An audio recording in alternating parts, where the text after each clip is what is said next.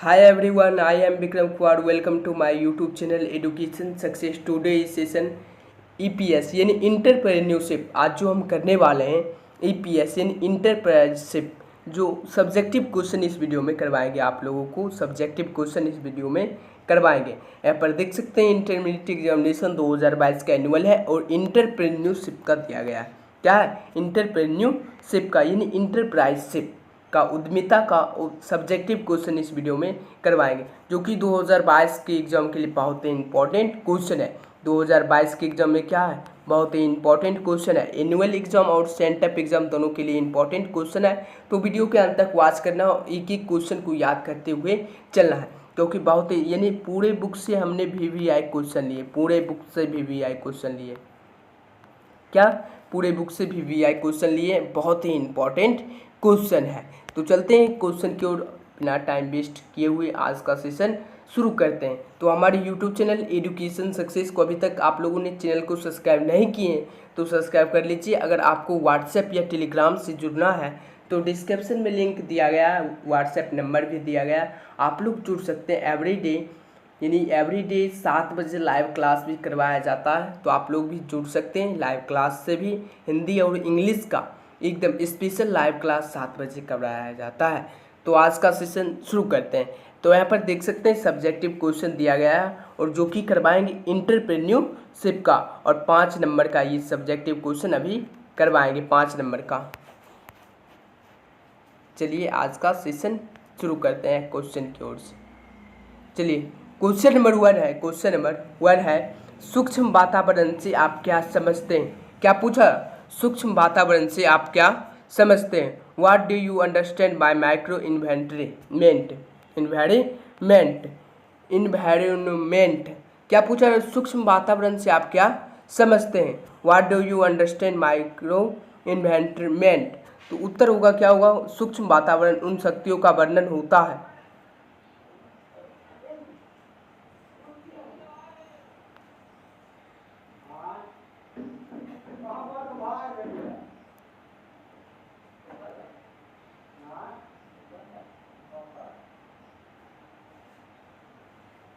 सूक्ष्म वातावरण उन शक्तियों का वर्णन होता है जिनसे कंपनी के ग्राहकों को प्रभावित किया जाता है। ये शक्तियाँ बड़ा होती है परंतु कंपनी की बाजार व्यवस्था को प्रभावित करती है।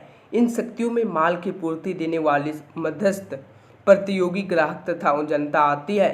साधारणतः इन घटकों को नियंत्रित नहीं किया जा सकता है। घटक सूक्ष्म शक्तियों की अपेक्षा अधिक प्रभावी होते हैं। तो बहुत ही इंपॉर्टेंट क्वेश्चन है 2022 के एग्जाम के लिए। सूक्ष्म वातावरण से क्या आप समझते हैं? बहुत ही इंपॉर्टेंट क्वेश्चन है। और बढ़ते हैं नेक्स्ट क्वेश्चन की ओर। Question number 2।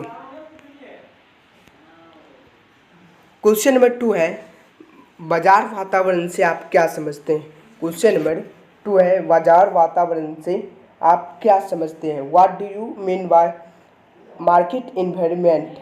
तो यहाँ पर 2019 में क्वेश्चन पूछा गया। बहुत ही इंपॉर्टेंट क्वेश्चन है। क्या वस्तु विपणन की कार्य एक निश्चित वातावरण में संपादिका है? क्या है? बाजार वातावरण से आप क्या समझते हैं?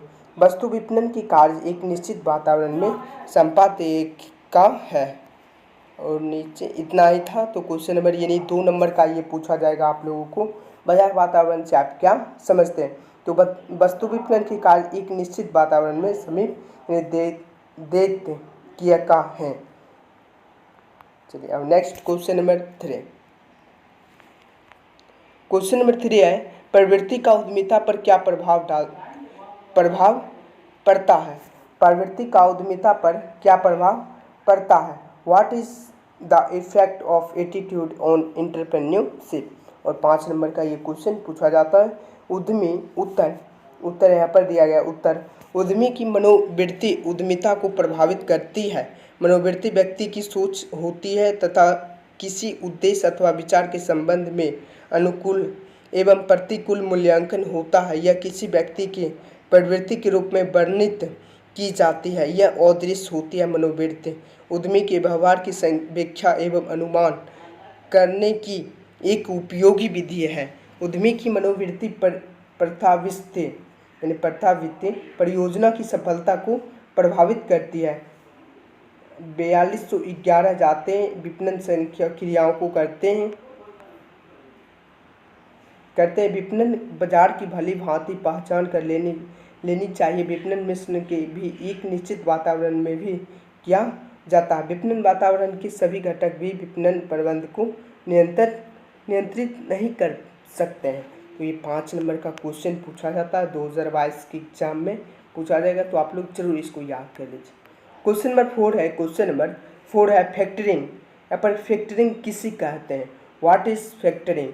तो यहाँ पर उत्तर दिया गया फैक्टरिंग एक वित्तीय सेवा है जिसके अंतर्गत अब कंपनी के पुस्तकीय ऋणों एवं प्रायों को अधिक अच्छे ढंग से व्यवस्थित किया जाता है। कंपनी के पुस्तकीय ऋण एवं प्रायों को किसी बैंक के सुपुर्द कर दिया जाता है। स्थान बैंक से इसकी एवज अग्रिम राशि प्राप्त कर ली जाती है। बैंक इस सेवा के लिए कमीशन लेती है। और बढ़ते हैं नेक्स्ट क्वेश्चन के क्वेश्चन नंबर 5। क्वेश्चन नंबर 5 है घटना कौन है। What is angle of insult. तो उत्तर दिया गया घटना कोण एक ऐसा कोण है जहां पर एक विक्रय कुल लागत रेखा को काटती है, जिसका अर्थ यह है कि लागत तथा विक्रय मध्य काफ़ी अंतर है। तो बहुत ही इंपॉर्टेंट क्वेश्चन है। और बढ़ते हैं नेक्स्ट क्वेश्चन के क्वेश्चन नंबर 6। क्वेश्चन नंबर 6 है एक अच्छी पूर्वानुमान पद्धति की क्या कसौटी है। What is the characteristic of a good forecasting method. तो उत्तर है एक अच्छी पूर्वानुमान पद्धति की निम्न कसौटी है। ऑप्शन नंबर ए है मिथ्याविधता, और बी है सामयिक अनुरक्षण, और सी है शुद्धता, और 4 है यानी उपलब्धता, और डी है यानी 5 है सरलता एवं धारण की सुगमता। तो next question number 7। Question number 7 है विपणन अनुसंधान क्या है। विपणन अनुसंधान क्या है। What is marketing research. उत्तर दिया गया है विपणन अनुसंधान के अंतर्गत सभी विपणन क्रियाओं को गहन किया जाता है। इसके अंतर्गत प्रायः यह जानने का प्रयास किया जाता है उपभोक्ता क्या चाहता है, उससे किसी मूल्य पर कितनी मात्रा में वस्तु की आवश्यकता होगी, उससे वस्तु की कब कितनी मात्रा में आवश्यकता होगी, इसके अतिरिक्त किसी तरह से का विज्ञापन एवं वितरण व्यवस्था पसंद करता है। इस प्रकार का क्वेश्चन था 7। और बढ़ते हैं नेक्स्ट क्वेश्चन की क्वेश्चन नंबर 8। क्वेश्चन नंबर 8 है मांग पूर्वानुमान की सांख्यिकी विधि क्या होती है। What is the statistical method of demonstrated. तो उत्तर दिया गया मांग पूर्वानुमान की गणना सांख्यिकी विधि के द्वारा भी की जा सकती है। सांख्यिकी विधि के अंतर्गत काल श्रेणी, प्रतिगमन, अंतरान यानी आंतरगण और एवं बाह्यगण इत्यादि को शामिल किया जाता है। तो ये क्वेश्चन नंबर 8 का आंसर तो आप लोग याद कर लीजिए, बहुत ही इंपॉर्टेंट क्वेश्चन है। क्वेश्चन नंबर 9 है परिस्थितियों व्यवहारिकता क्या है। तो उत्तर दिया गया परिस्थिति व्यवहार्यता उन परियोजनाओं के लिए आवश्यकता है जिसका प्रभाव पर्यावरण तथा प्रत्यक्ष रूप से पड़ता है, जैसे विद्युत, सिंचाई, सीमेंट, रसायन उद्योग आदि। इनका उद्देश्य पर्यावरण प्रदूषण को रोकना है। इनका क्या है पर्यावरण प्रदूषण को रोकना है। और बढ़ते हैं नेक्स्ट क्वेश्चन के क्वेश्चन नंबर 10। क्वेश्चन नंबर 10 है व्यवहार्यता अध्ययन क्या है। व्यवहार्यता अध्ययन क्या है और 2018 में क्वेश्चन पूछा गया। उत्तर दिया गया साहसिक उत्पाद के लिए जो उपक्रम बनाया जाएगा वह कैसा होगा, कहाँ होगा, कब होगा, उपक्रम कैसे संचालित होगा, क्या लगता है आएगी विक्रय मूल्य कितना होगा, इसका असर अन्य प्रतियोगियों पर क्या होगा, कैसे पैकिंग होगी, विज्ञापन कैसे होगा, वितरण की व्यवस्था क्या रहेगी, खर्च के लिए उत्पादन हेतु कहाँ से कितना संसाधन प्राप्त सकेगा, और बड़ी बात लाभ की क्या गुंजाइश रहेगी आदि। और बढ़ते हैं नेक्स्ट क्वेश्चन के क्वेश्चन नंबर 11। क्वेश्चन नंबर 11 है प्रवृत्ति का उद्यमिता पर क्या प्रभाव पड़ता है। What is the effect attitude on entrepreneurship. उद्यमी के मनोविज्ञान यानी मनोवृत्ति उद्यमिता को प्रभावित करती है। मनोवृत्ति व्यक्ति की सोच होती है तथा किसी उद्देश्य अथवा विचार के संबंध में अनुकूल एवं प्रतिकूल मूल्यांकन होता है। यह किसी व्यक्ति की प्रवृत्ति के रूप में वर्णित की जाती है। यह अदृश्य होती है मनोवृत्ति। तो इतना ही आज के लिए। उद्यमी के व्यवहार की व्याख्या एवं अनुमान करने की एक उपयोगी विधि उद्यमी को मनोवृत्ति प्रस्तावित परियोजना की सफलताओं को प्रभावित करती है। तो इतना ही आज का क्वेश्चन था, 11 क्वेश्चन, और मिलते हैं नेक्स्ट वीडियो में। Thanks for watching. आज का सेशन आप लोगों को कैसा लगा तो जरूर कमेंट्स बॉक्स में बताइएगा। मिलते हैं नेक्स्ट वीडियो में। Thanks for watching.